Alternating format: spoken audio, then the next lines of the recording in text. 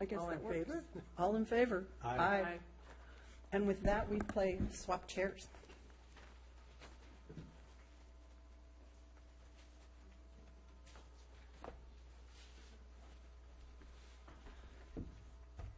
It is a little brighter over here. Thanks, Linda.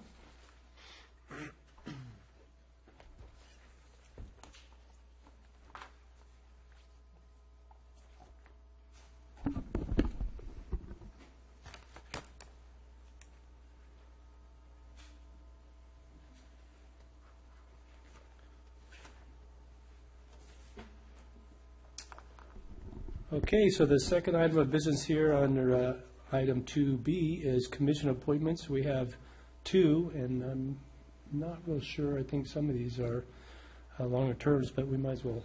Right. We have an opening for the Art and Cultural Commission, which Linda Smith sits on now. And then the second one is Traffic and Parking, which I actually sit on, but I'm more than happy to give that up for anybody who's excited about it, or even not excited about it.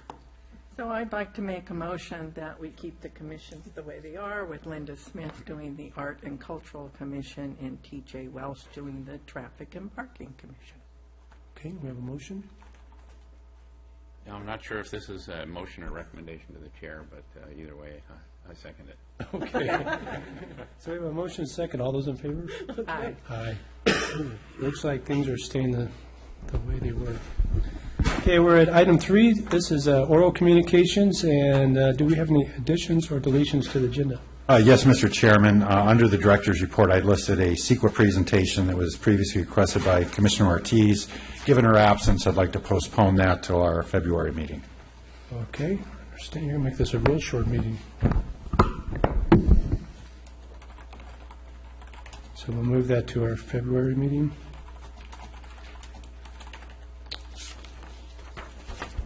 Any other additions or deletions, changes? That's it. Okay, next is item 3B, public comments. This section is for short communications from the public concerning matters that are not on the agenda. If you'd like to come up and speak on an item that's not on our agenda tonight, we'll give you a few minutes to speak. Please tell us who you are and write your name on the pad there, if you would.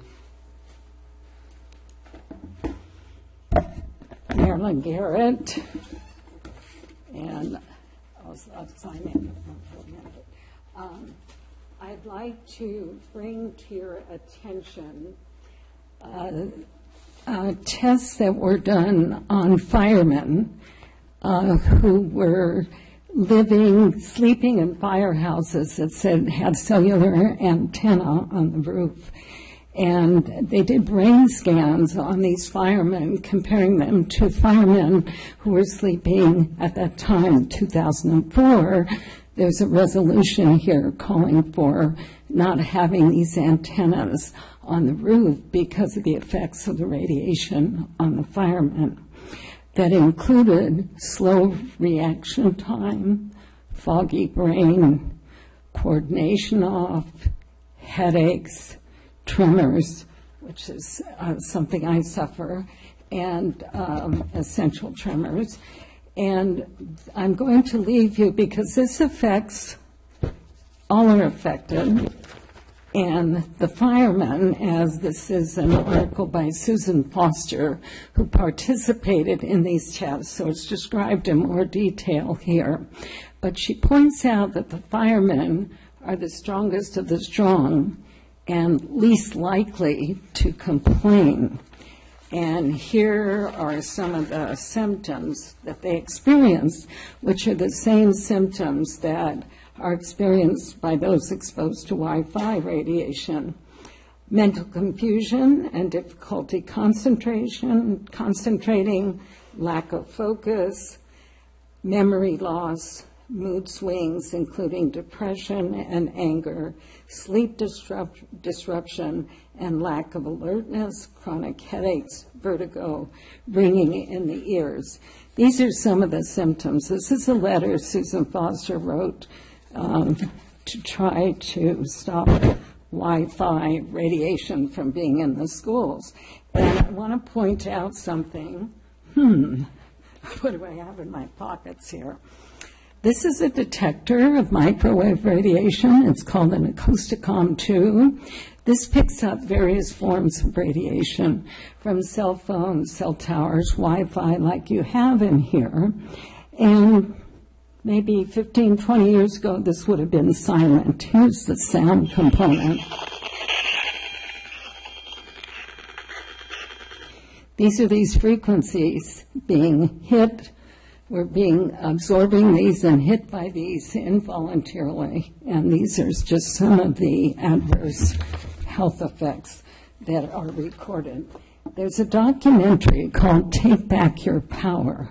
And the radiation from these so-called smart meters, there were 3 people they had stand in front of these radiation-emitting meters that are pulsing about 190,000 millisecond bursts of radiation a day, something the analog mechanical meters don't do.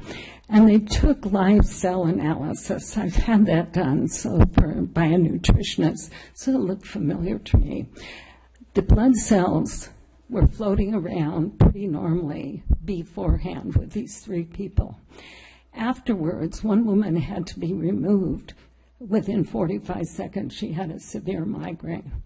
After they did the blood cell analysis, the person who had the migraine, her blood cells were stacked up. I think it's called rouleau formation, like bottle caps that you would stack up, indicating the oxygen isn't getting in. The other 2 didn't feel bad, but the person who did the test said it showed damage, degradation, and the energy field was obliterated. The conclusion of the person doing the test said this indicates everyone is having negative health effects from these exposures. So I'm going to leave you with, for your own information, because this affects whatever developments you're looking at. They're putting in all this wireless technology. It's very toxic. We're in trouble. Thank you. Thank you, Marilyn. Do we have anybody else that would like to speak tonight?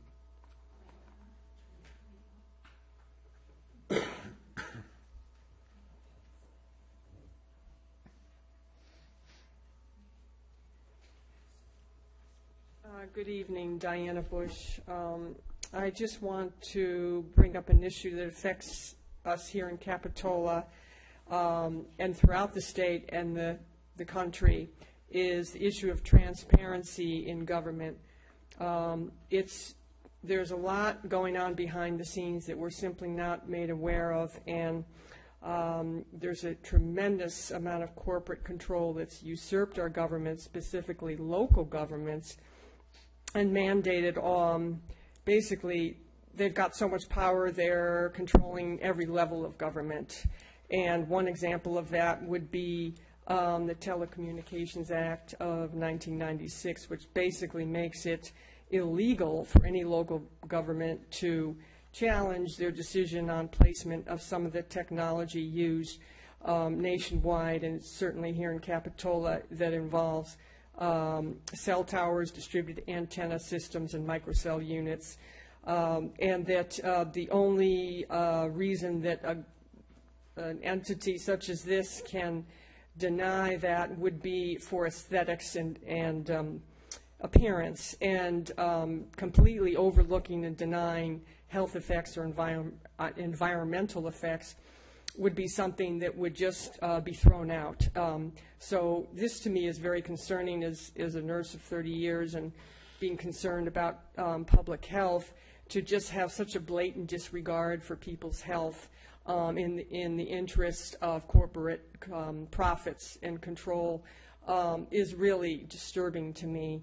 And I think it can be done a lot better. They're working very hard at removing all public input, making every telephone pole a cell tower transmitting very high levels of radiation, which in the world, Canada is the only other country in the globe that has levels that are considered, quote, safe by the FCC.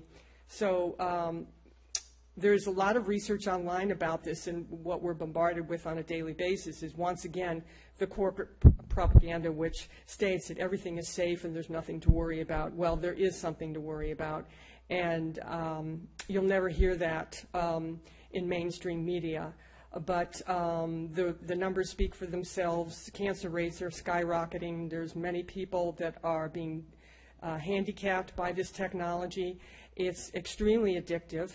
I personally met with several child psychologists that talked about children that are addicted to the screens and can't function, can't concentrate, have temper tantrums, the list goes on and on. It's directly affecting every one of us, from the elderly to the young.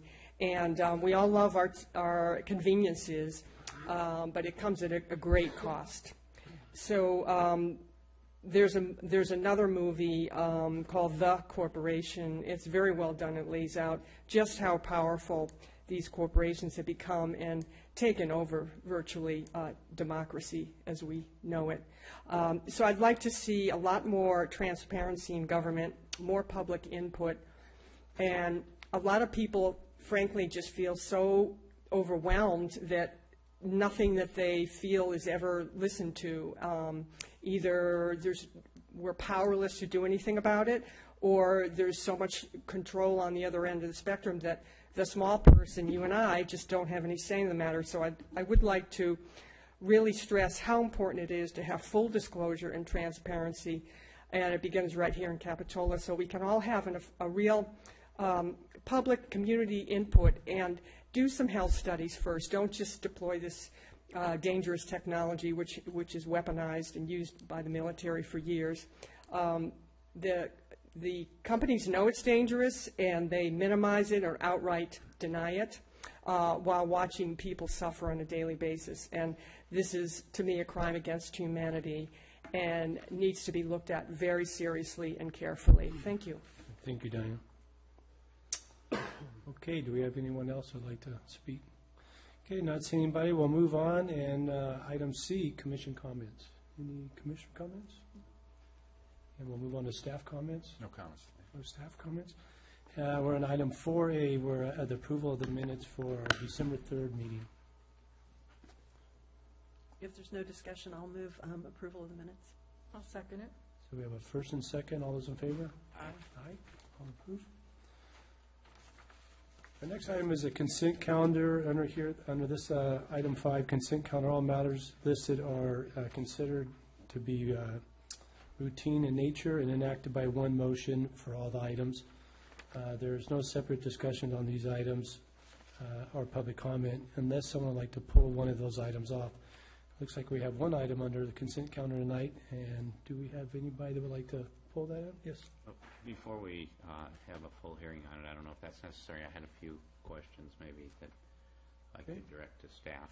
I sort of remember this during one of the hearings way back when, but it seems to have kind of the history is very confusing. It looks like we approved a split of the property into 2 lots. Then we approved a condominium conversion of one of the lots. Then the original lot split was changed. And I don't know how that affects, maybe it doesn't affect the condominium conversion in any way. That wasn't really clear to me. But sort of unrelated to that, the real question I had was, I know that, what's the status of our condominium conversion ordinance revisions? And how might that affect or not affect this application? Commissioner Newman, we haven't made any changes to the condominium conversion ordinance. It is in our work program, but not a real high priority at this time. As you recall, we did make some changes to our housing element that would allow us in the future to make changes without processing a general plan amendment. We relaxed that language a little bit. In terms of the project itself, its original subdivision map never recorded. They later filed the map, which you recall probably a year and a half, 2 years ago. That one's still active, and that's the permits and the maps are seeking an extension for it this evening. One of this wouldn't be covered by our condominium conversion ordinance because they're only creating 4 condominiums, and that's the threshold is 5. But one of the things that's contained in our ordinance that could be a condition here, I think now that's being renewed, is the tenant right of first refusal and notice provisions that are designed when a condominium is converted and there are existing tenants to give them sort of a heads up and adequate time to either be a purchaser if they're capable or to relocate. And I mean, I'm just throwing it out that it might not be a bad idea to include those conditions on this application now that it's being renewed. With the commission's consent and direction, we can certainly add that condition to the permit and to the map. So do we need to remove this from the consent calendar and make a motion? I don't believe so. Okay. Thanks for the, So I'll move approval with that change. I'll second it. okay, we have a first motion and a second. All those in favor? Aye. Aye. We have approval. Thank you. Okay, we're going to move on to item 6. We have one item tonight, 6A at 1241st Avenue, item 15119. We'll have a staff report. Good evening, Commissioners. Before you is an application by Verizon to construct a new small cell wireless facility on the roof of the existing commercial building at 1241st Avenue. The antenna will sit roughly 4 feet above the existing roof line and will contain a cylindrical cantenna screen, which I'll get more into that later. The proposed new small cell wireless facility will be located in the Begonia Plaza. The property is zoned CC Community Commercial. The adjacent uses are primarily commercial as well. The proposed antenna, although small and slightly covered, would still be visible from 41st Avenue. Here you can see the proposed site plan. The existing Begonia Plaza building is shown in the middle. The green star there shows you the location of the proposed facility. And here it's zoomed in a little bit on the site plan. The existing parapet wall is shown in blue.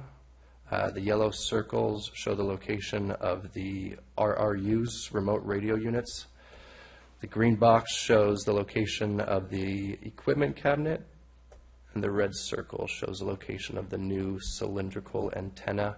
And as was stated previously, all of this will be screened from public view except for the actual antenna. So here's an elevation of the proposal as seen from 41st Avenue. Again, only the antenna is visible from 41st Avenue. It's roughly 4 feet above the roof line. Here's another elevation showing the proposal from the parking lot inside of the center. This slide shows a couple photo simulations of the proposal.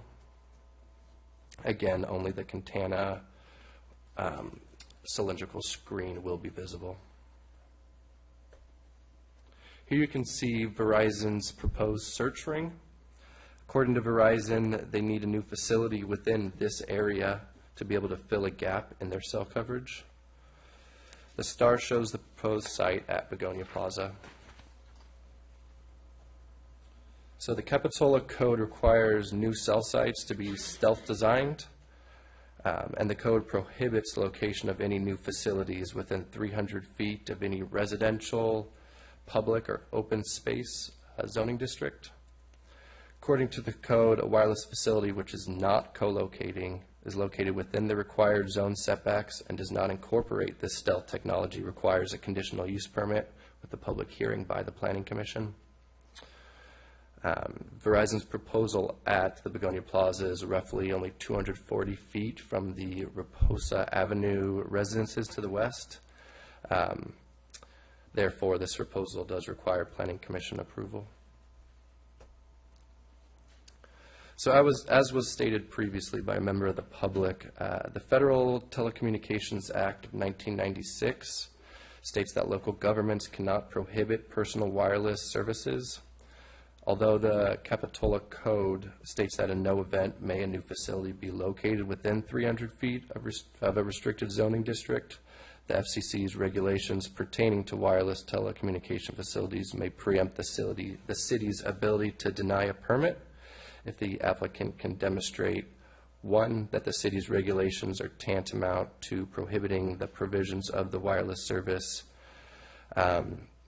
Two, that currently there is a significant gap in the coverage.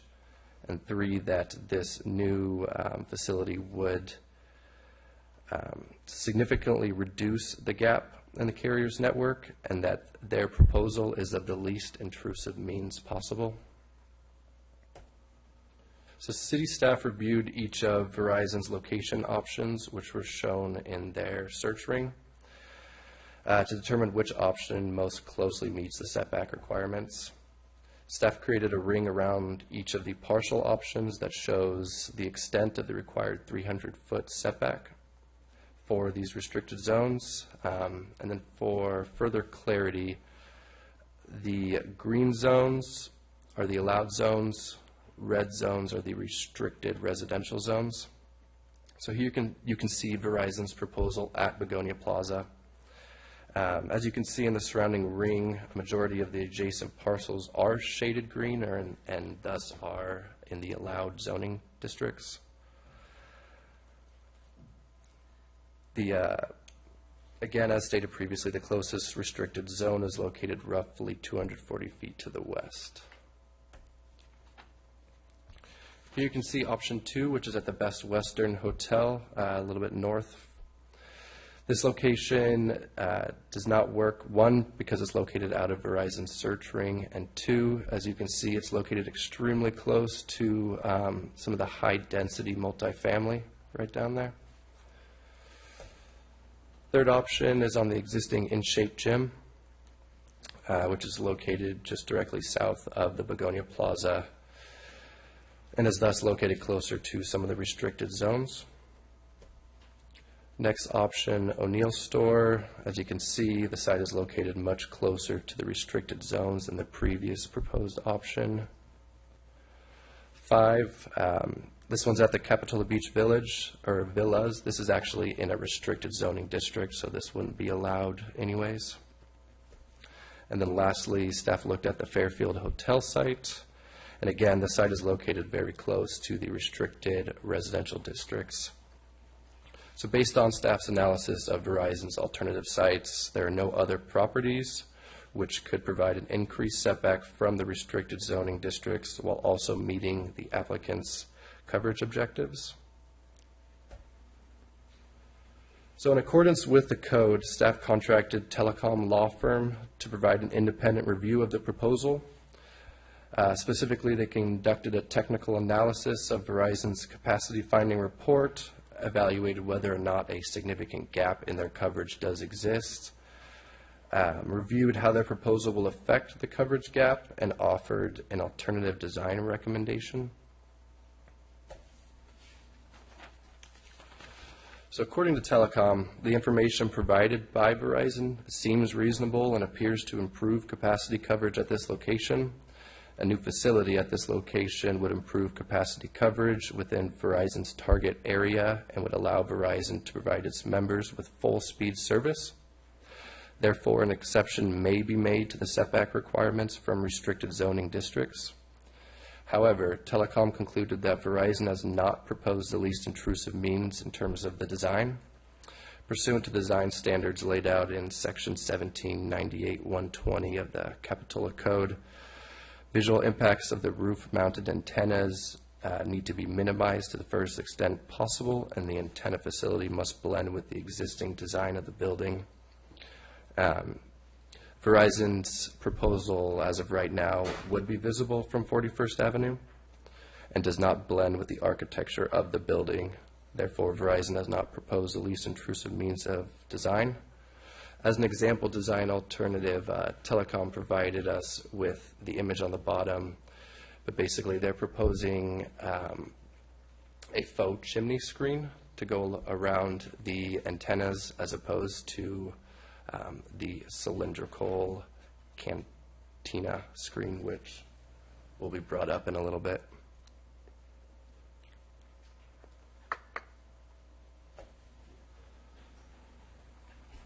To mitigate the impacts of the new facility on the surrounding neighbors, the Planning Commission may condition the application related to the following: location, design, maintenance, and operation of the proposal. However, in accordance with Section 332 of the Telecommunications Act, the Planning Commission may not deny an application based on environmental effects of radio frequency emissions. Therefore, these RF emissions were not reviewed as a part of this application, but instead compliance with FCC regulations is included in conditions number 5 and 17.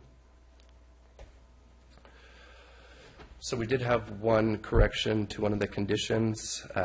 Condition 15 has been modified. It should say this permit shall be valid for a period of 10 years, not 5 years. And this is a state regulation. Anything under 10 years is considered to be an unreasonable time limit.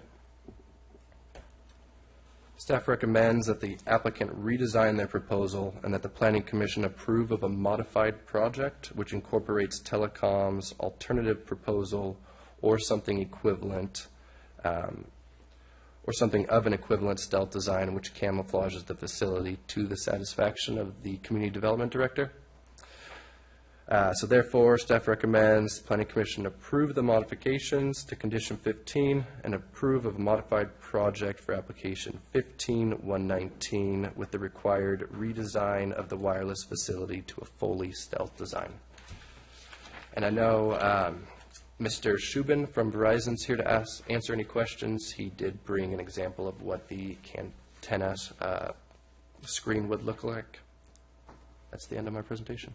Okay, any questions for staff? Not at this time. Oh, okay, this is a time we'll open this up for the public hearing portion for those who want to comment.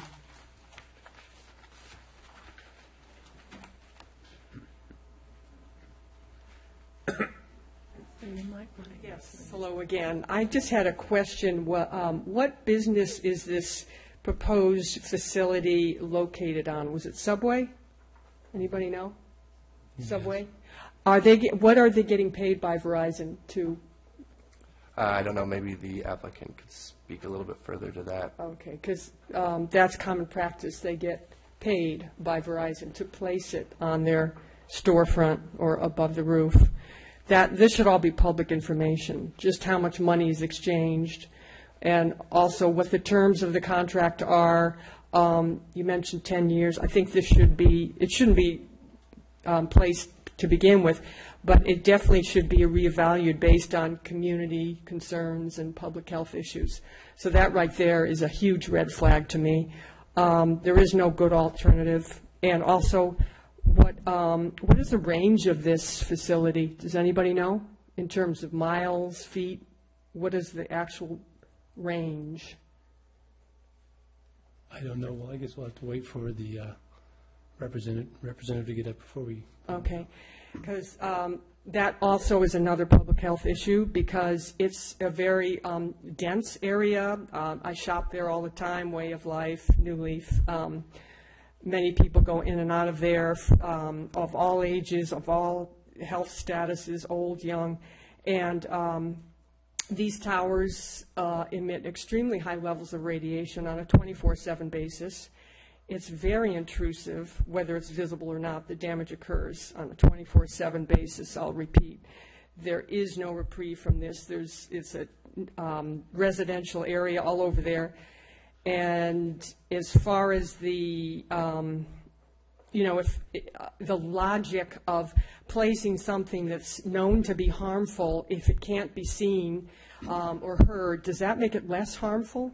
It's this stealth, secretive technology that I think is, once again, fooling the public into thinking that it's perfectly safe when it couldn't be. It's far from that. We said the Pledge of Allegiance, liberty and justice for all. I don't feel like I'm getting liberty or justice on this issue. I in fact, would have to stop frequent New Leaf and Way of Life. And I've spoken to a lot of people that work there and go in, and they're just appalled at this. It's just another assault on us here. There should be a lot more studies proving that this is safe, and it's clearly not when you do your research. The studies are frequently funded by the industry, and the scientists are paid by the telecommunication companies. There's very high-powered legal teams that bully local governments and destroy democracy. And it's got to stop. It's something that is all over the place, and here in Capitola, we need to take a stand. I mean, it's decreasing property values. People avoid areas. I've had many conversations. And it's all about the bottom line for Verizon. They need the money, and they decide they need more capacity and data. But everyone I talk to says they don't need any more reception. In fact, what they have is too much. So it all depends on where the information is coming from. Verizon thinks it needs to be more, and they have many more in the line of development. So I say we stop, we don't put this up, take a look, do a lot of studies, and do the right thing, and listen to the people for once instead of the corporate interests. Thank you. Thank you, Diana. Do we have anybody else? Oh, thank you, ma'am. If you could sign in right there and tell us your name. Okay. Hello, I'm Tanya Daytal, president of the Jade Street Homeowners Association here in Capitola. We actually have 5 houses in the ring that you were just explaining to us about the proposed cell site. We are extremely against this opportunity here. Very against it. I mean, we shop, as the lady before me was saying, I mean, we are always at New Leaf, between New Leaf and Way of Life. There are many, many people in and out of that Begonia Plaza parking lot and stores. Something like this is extremely wrong for the community, absolutely. I understand you looked at alternative placements of this antenna or cell tower, and I believe that there really is no place for the cell tower in this immediate area. It's very densely, becoming more and more densely populated. If you take a look at, I did some research here, in Switzerland, Italy, and China, they manage well with a limit of, it's 10 microwatts per square centimeter. But the current legal limit for cell site radiation in the U.S. and U.K. is 1,000 microwatts per square centimeter.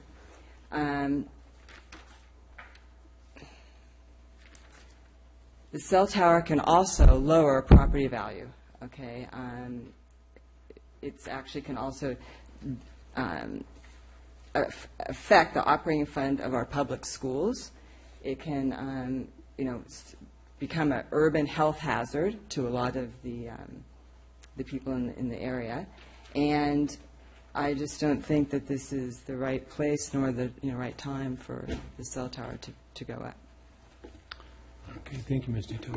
Thank you.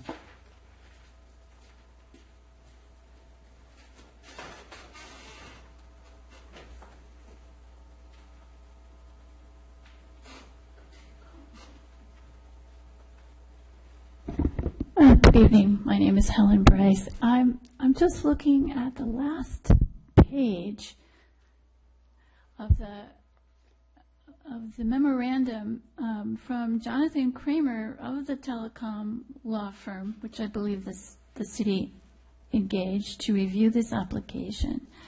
And while I'm not extremely familiar with the technology, I was just struck by the conclusion. The conclusion says that based on the materials in the current application, the city should conclude that the application alleges but fails to demonstrate an actual significant gap in Verizon's coverage. The rest of the memorandum also mentions that the proposal does not meet the least intrusive standard, but I think I'm asking the question is, my question that I'm asking as a citizen is, why would we allow them to build something when they can't even demonstrate that it's needed? That's just completely separate from the aesthetic and the health issues. That's all. That's my question. Thank you. Thank you.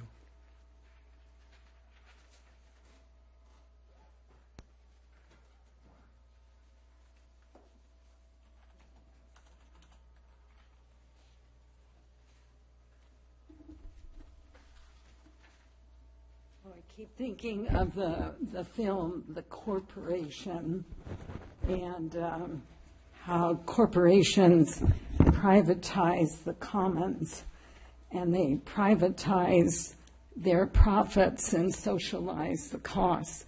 So people get sick, the bees die. This is a big factor in the decline of the bee population, is its exposure to microwave radiation. And we pay for it. And when you have a corporate autocracy where the corporations rule, you don't have democracy. People here don't want this. We do not consent to continuous bodily microwave radiation trespass. We do not consent to violation of our property, health, privacy rights, and we're being assaulted. And Verizon is a large corporation that is involved in surveillance, the spy state, where the information of what people are transmitting on their wireless devices goes to police authorities, National Security Agency.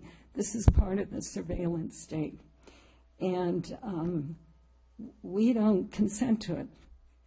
And it's a total violation. What they've done in my neighborhood, I live off of Freedom Boulevard on Redwood Heights Road. Verizon put 13 cell towers in the public right-of-way within 1 square mile on Freedom Boulevard, Day Valley, McDonald. And so this meter I showed you, I used to get virtually no readings. Now it is way up to the red, and it's screeching. And our right to home as sanctuary and a safe place is being violated. It's like an invasion. And these are like toxic sites. If you could imagine cigarettes continuously emitting their toxins full time, and you couldn't stop it, you couldn't get away from it. That's what this is.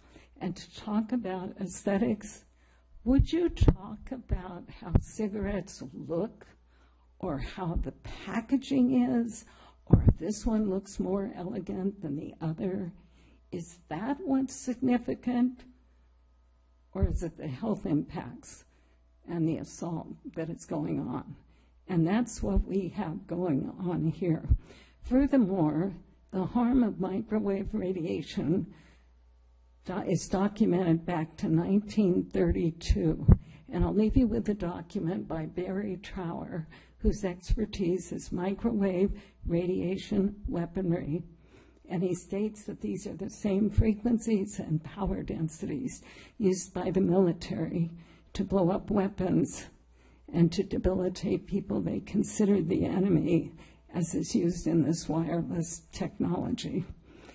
And he said with 30 different pulse frequencies, they could affect about 50 different aberrations in physical and mental functioning through what's called entrainment, where we go into rhythm with these frequencies. It's like throwing a monkey wrench into our signaling that makes us function well. One term is functional impairment. So I'm going to leave you because you need to be fully informed of what you are approving, should you approve this. It's more and more and more radiation, and people are sicker and sicker. And I'm a retired school teacher. I taught for 30 years. And my top priority was to see that this was a safe and healthy learning environment for the children and for staff as well. Is this a safe environment? No, it's making a more toxic environment for the neighbors, the businesses, everyone who shops there at a health store. So, and I recommend you see Take Back Your Power. You can see it at takebackyourpower.net. This is the one that has the scenes of the blood cells being, damaged from exposure to this type of radiation. And it also shows they interview independent scientists. I'll leave you with this quote. This is from David Fiegel, who was the director of the FDA at one time. The FDA does not have enough money to monitor the health impacts of cell phones and other radiation-emitting devices. The statement from 2000. If we do not have a right to our health, we basically have no rights. Please represent the rights of the people here to not be assaulted and to not have more surveillance by Verizon. Thank you. Thank you, Marilyn. Okay, do we have anybody else who would like to speak? I'd like to have the representative would like to speak.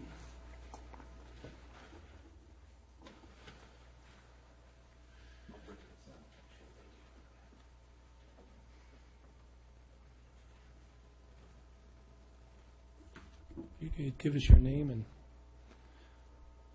you sign in. Good evening, ladies and gentlemen of the Planning Commission. There was several items said. Is there any specific item you'd like me to address? I have one that I'd like to address, but if there's anything that you'd like addressed, I'll address that first. First, if you just give us your name. And Pete Shubin with Sequoia Deployment Services, representing Verizon Wireless. Okay, and I think we had a couple of questions in respect to the range that it emits and so on.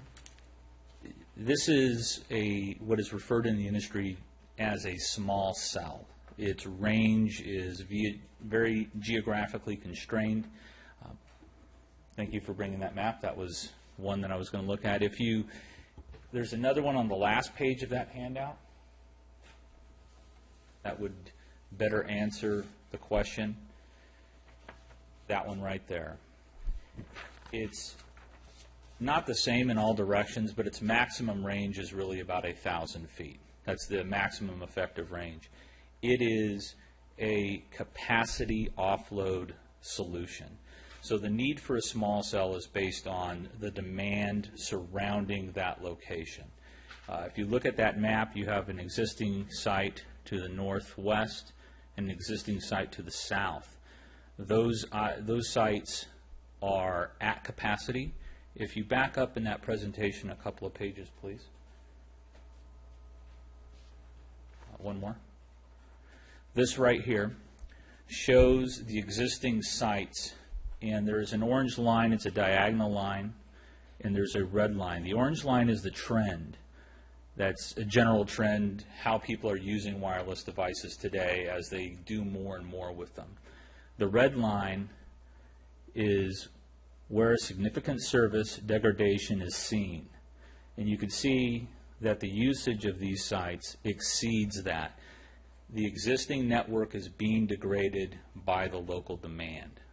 So what this facility's goal is to offload that demand in the center of the demand. So what you have is a busy commercial center. It's residential on the sides. People are using their devices when they shop. People are using devices when they're at home. So that demand, wherever they are, as it increases, we need to provide service to even maintain the same level of existing service. The small cell will do that, as that other map showed on the last sheet. It's not a perfect circle. It's roughly 1,000 feet at its maximum extent. So that's the purpose of the facility. And in this package as well, we don't have to go to that page, it's just text. It talks about what's commonly referred to as VoLTE, Voice over LTE. Voice is migrating from the old type of service dedicated to voice over data packets. And so if your voice data packet is delayed because the network is above capacity, you have gaps in your service. You have gaps in your conversation. So this is not just a data solution. This package was written by an engineer, and he refers to data. Voice is now data with regard to how it is transmitted. So when you have degradation and slowdown in data, you have degradation in voice. So that's the need for this facility, documented by the engineering data that we presented with the application. Does that answer that question, or did it trigger more? No, any other questions? Is there any potential for co-location? In this, no, meaning on the individual towers. This is not like a tower structure that we're putting up a vertical tower. This is, we have two sizes of the small cell antenna that we call a cantenna, and it's basically called that because it's a can and an antenna. And instead of having a site where you see large cupolas or towers with full arrays, the transmitting device is contained just in this item itself. So what you have here is, this is the tall one. This one is a total of 4 feet tall. If you look in the plans, it talks about a 2-foot tall antenna with a skirt. So what we did is we brought the taller one because it's 4 feet above the parapet as it's seen in the plans. So we brought the larger one because that's the extent of what we'll be seeing. There's not the ability of another carrier to locate inside of this item. Could another carrier locate on a different part of the building or on the property? Yes. And there's no prohibition from Verizon to do that. We're required by law to cooperate with future co-locators. So not in this facility co-location, but on the property. What's commonly referred to in the industry as cohabitation would be allowed and possible. They would, of course, have to come to you for permits. I do have one question, since you have this with you. In the photos, the base kind of comes in and down. Would this go all the way down to the parapet wall, or would we see something under the base of it? That's that bottom 2 feet. If you look at this one, you could see the little connectors coming off the bottom. All the cabling and everything comes out of the bottom. And what that tapering that you see is a narrowing at the base to cover all the cables. So you don't see those cables. You don't see any of the technical apparatus. It's contained. It's a little narrower than this one is at the bottom. But like I said, we brought the big one to show you the full extent and height, rather than, it would have been difficult to bring all the components separately and discuss them. Okay. So in the end result of the installed cantenna would look more like that than... Correct. Okay. The same width as this at the top, a little narrower at the bottom. Okay. So have you looked at the proposal to have the fake chimney built around it? And Yes, we have. It does technically function. It is larger. So what you would be doing by including that is increasing the mass of the facility. There's a design component to it. Verizon Wireless could do what the telecom law firm is requesting. That's not a technical prohibition. It just increases the mass, increases the visibility of the facility by doing that. The idea of a small cell is smaller equipment, smaller antennas, smaller area of coverage, less impact. So that design would increase the impact, but it is possible and will function. This device itself could be painted any color to match the roof, to match the building. No metallic finishes would be the only restriction. And the distance of the narrowing underneath this, are we talking inches or? Inches. Inches, okay. yeah, I mean, that, like you said, that looks so quite different than what this looks like. I mean, that looks like it's going to be up there and it's going to come down and be on a pole sort of sticking up. Yeah, and we are looking at this in the context of it being in the room with us rather than up on the roof of a building away from us. So the scale is accurate when you look at the upper diameter and its height relative to this unit right here. Okay. Just as a question, would it be possible, have you ever done it before, where the exterior of the whole thing actually comes all the way down to the roof, so you don't have a narrowing on the outside. Yes, and what we would do is if we use that one, if I step away from this lip right here, you would just see that lip, and we could take a straight cylinder and extend it all the way down to the roof line. Okay. Thank you. And then in regards to these other areas that I saw that you, I guess, inquired other facilities that maybe were in a more commercial area, that what was the process to go through to request to be in that area? Well, it was a combination of that effort right there discussed by staff was a combination of results of discussions with staff saying, did you look over here? And Verizon Wireless providing information showing that it would be too close to another site, would be out a way where it wouldn't meet the needs of the network. The search for candidates with regard to could we obtain a lease was, if you look at this circle right here, down to O'Neill, the Capitola, Batch Villas, In Shape Gym, those locations in the ring. The ones to the north were discussed from a technical standpoint and then from questions from staff and then addressed demonstrating that it wouldn't function. These other locations, we couldn't obtain the space and a lease for landlord permission to put the facility on those properties. Okay. Any other questions for Pete? Not right now. All right, thank you, Pete. We'll go ahead and close this from the public comment and bring Thank it you. back to the planning commission. Well, I'm sorry. If you want to come up and speak, come on.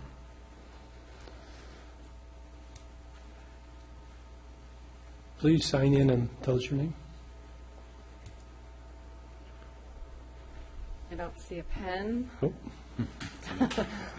Or this.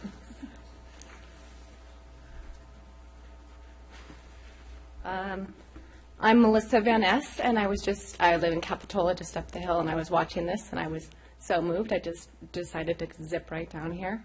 I'm glad this is coming up, and I really agree with some of the ladies' comments that it's a little bit too much of a gamble, and I would just second what they've said about preferring not to take that chance with our families here. And I like to shop at New Leaf, and I'd like to point out that I have Verizon, and I do check it, and it works just fine when I'm in the parking lot to make sure that my kids are fine at school. I don't notice a gap in coverage. I'm not that technical, but it works fine for me there.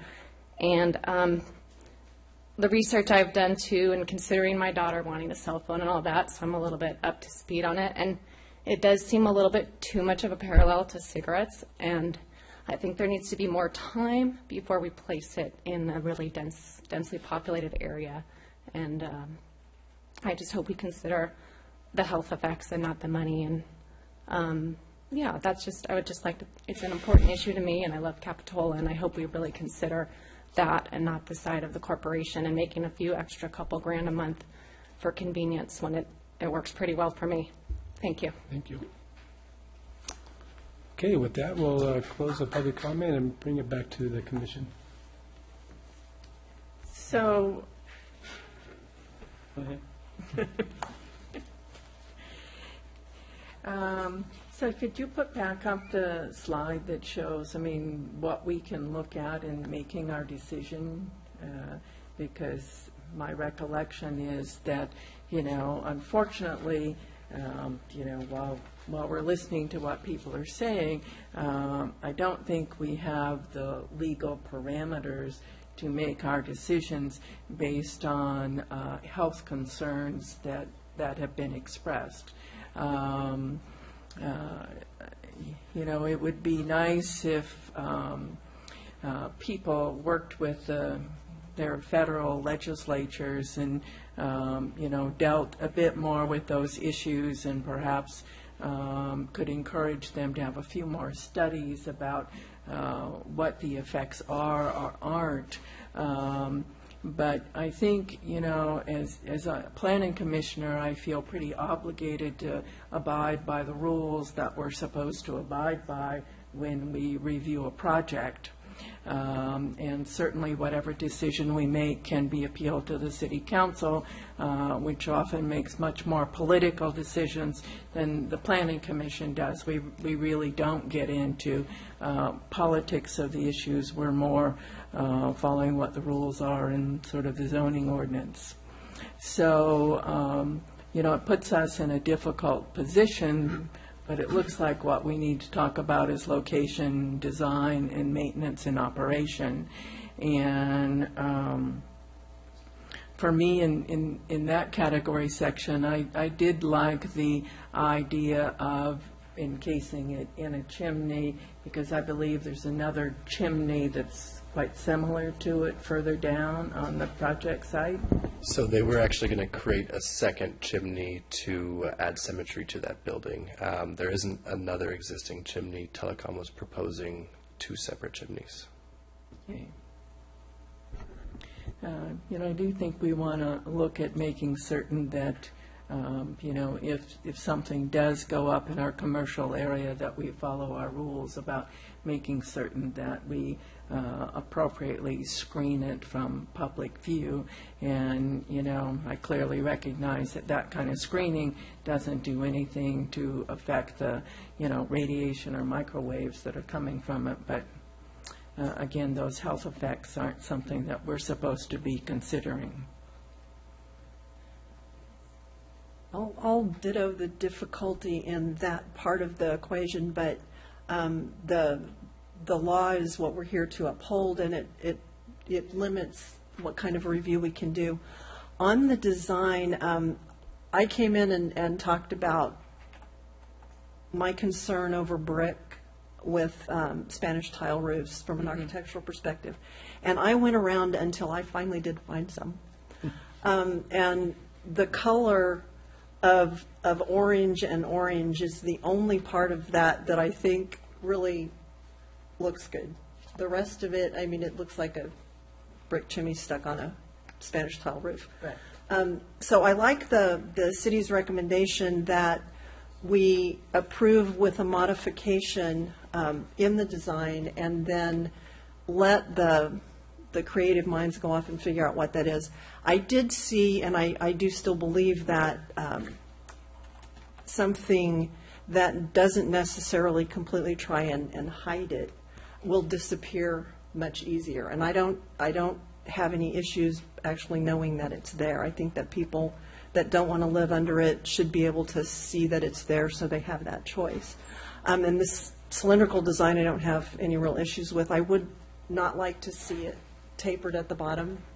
I did see in my studies of all the Spanish-style roofs around some different kinds of venting, tubes, if you will, on top that do just virtually disappear when you're looking up at the sky. So I like the recommendation that we give them some leeway and have them bring back a design that's stealth.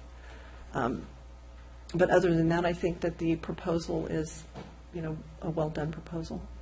And I don't think they even need to bring it back to us. I have full confidence that they will come up with the Exactly. most, least visually intrusive design. So, my turn.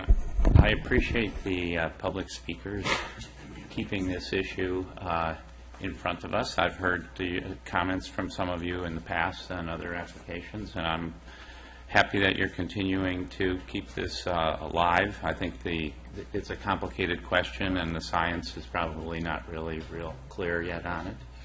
And it's way beyond our pay grade. I agree with that, so that other people will continue to grapple with those issues, and maybe someday you'll be found to be correct, and we'll all have to find another way to communicate.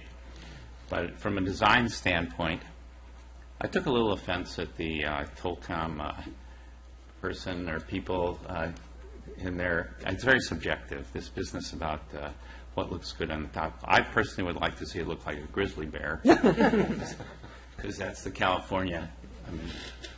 But I don't like the faux. I like to stay away as much as possible from something that looks completely phony. Right. And so I guess I agree with the other commissioners that we should move in the direction of, if we're going to camouflage it, to do so in a way it doesn't look too faux. So our public comment session is closed, so I can't take any other I'm comments. out of order. I realize that. I want to make one comment, and that is that somebody brought up the fact that the need has not been shown. As this gentleman just suggested, he doesn't like to see phony things. Well, it's very phony when nobody's addressing that particular thing. Thank you. You know, actually, I did have a question, and I understand what we can approve, and obviously we're not in the position of looking at emissions related to environmental health. But having said that, the operation of the proposal and the need for it, if I'm looking at our consultant's review here, it states that they really didn't demonstrate an actual gap in Verizon's coverage. So I guess we don't really have an attorney, and I don't know what that leaves us to have any ability to say, does that change the game if in fact they haven't demonstrated a full need for the significance? Yeah, Mr. Chairman, on this slide, this is the coverage information that Verizon provided. And one of the things that Telecom noted in their study is that that's proprietary information. They don't have access to it, and consequently no way to validate it. So there is a certain assumption that they make that information is valid. Based upon that, if you look at the coverage projections, it does expand coverage. Those green areas do occupy some of the yellow mediocre coverage areas and some of the red areas where they had deficient service.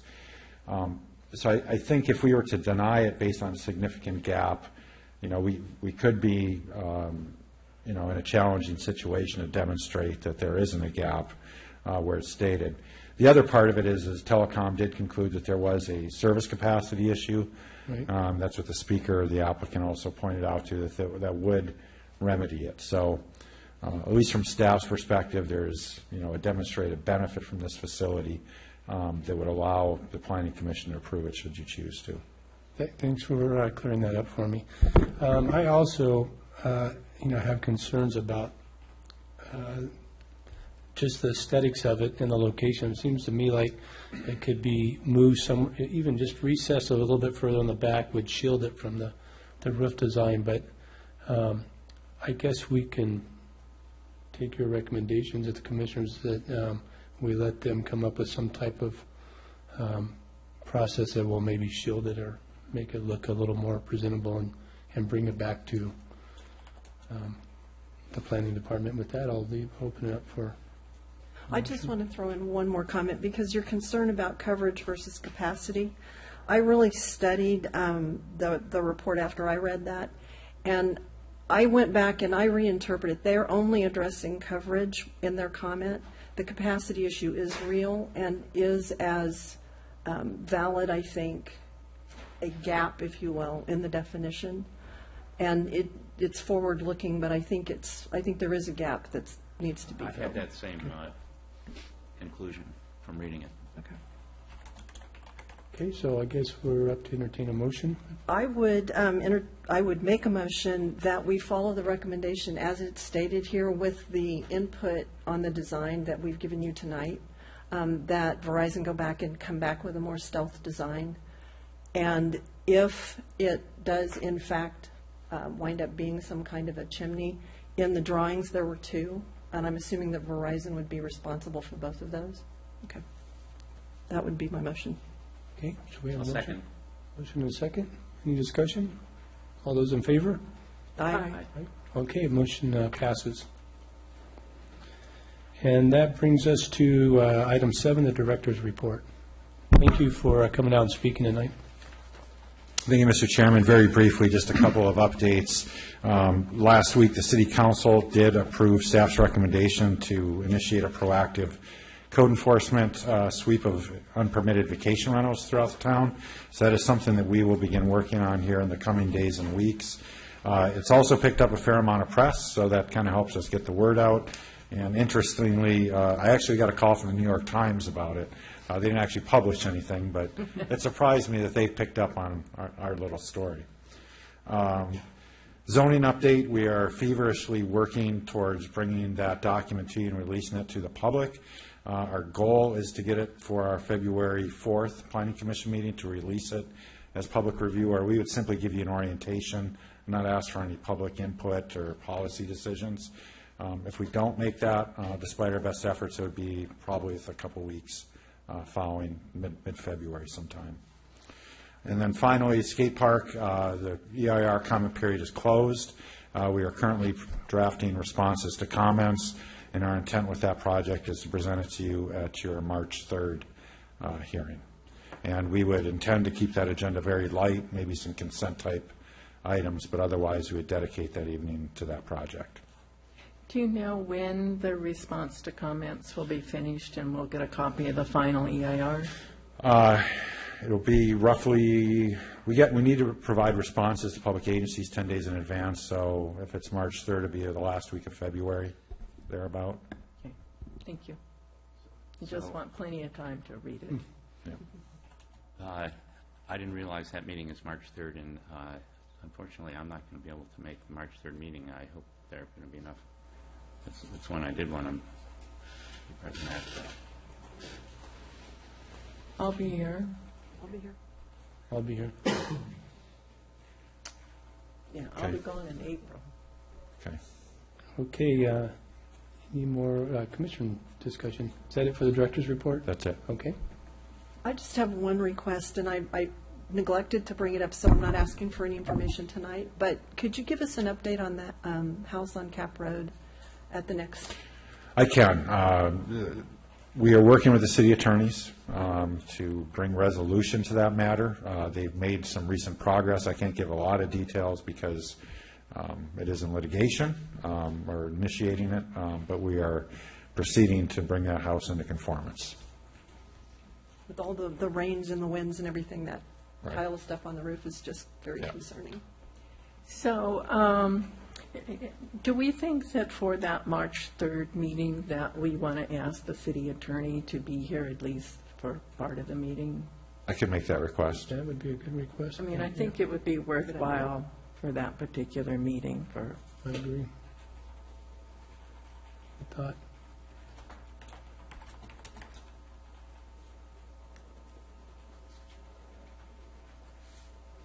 Since our inside attorney won't be here, we'll that's right.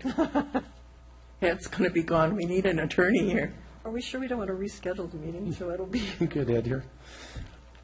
Is this the only time it's coming before us? Just Assuming the decision was made, there's always the continuance possibility. Again, that's a tentative date. Something could happen between now and then.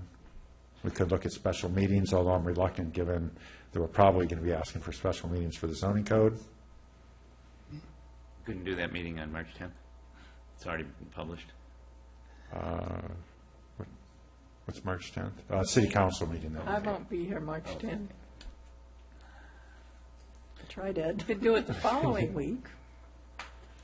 You know, I almost think it might be worthwhile having a special meeting for that item because it's going to, We'll have a full house. you know, I think it's going to be a lengthy meeting, and I feel bad for people who would normally end up on our regularly scheduled agenda that they're not there because, you know, we have this one big hearing there. So it's, you know, certainly up to the staff, and you could poll the commission members, but it might make some sense for us just to have a special meeting. As the date approaches and we get through the response to comments and get all our ducks in a line, I'll reach out to each individually and we can consider some options. Right, maybe, you know, the third Thursday in the month, which we would normally regularly meet, might be a good date to do that. And March is a 5-week month, Right. but I'll just table now the week of the 22nd of March. I won't be available, so. Yeah, that, if it was a Thursday, it'd have to be the 17th or the 31st, because otherwise we conflict our council meetings. That wouldn't be bad. I think it's always important to, you know, try to allow as much input in the process as we can, so that's maybe not be a bad idea. And then if Ed could be here, that would help out. Something to look at. We'll explore further. Thanks, and thank you for, you know, you and Ryan and your staff for the vacation rental efforts. That was nice. Yeah, it was a good article in the newsletter. Yeah, thank you. If that's it, then we'll adjourn and say goodnight to Capitola and buckle up for our storm, I guess. It's batten down the hatches time. Thank you. Did you get your newsletter? We've got a couple of handouts for you guys for a few years.